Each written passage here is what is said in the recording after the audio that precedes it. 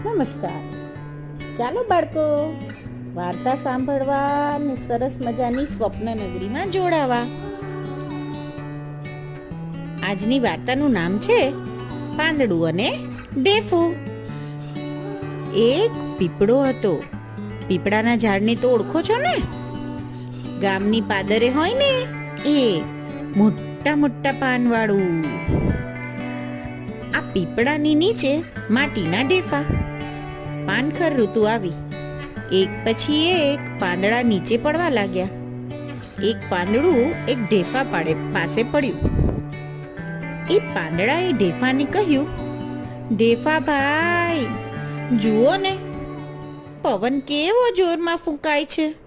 મને જરા ટેકો આપશો? મને જરા સાચવો ને, નહીં તો હવામાં ઉડી ઉડીને મારા તો ભૂંડા હાલ થઈ જશે. પણ ઢેફાએ તો તેને ના પાડી દીધી. એટલામાં વરસાદ શરૂ થયો. ઢેફું તો પલળવા માંડ્યું. વરસાદ વધે તો તે ઓગળી જ જાય. હવે તેણે પાંદડાને કહ્યું, અરે ઓ પાંદડા ભાઈ, આ જુઓ ને, વરસાદ કેવો વરસવા માંડ્યો. તમે મારી પર આવી જાઓ ને, નહીં તો હું તો અહીંયા જ ખલાસ થઈ જઈશ. પાંદડાએ કહ્યું, શું કામ? તમે મને ક્યાં મદદ કરી હતી?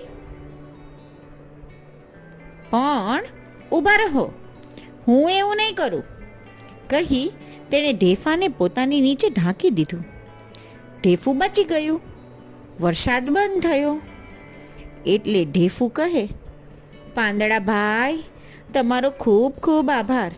મેં તમને મદદ કરવાની ના પાડી, તોય તમે મને મદદ કરી, મને બચાવ્યું.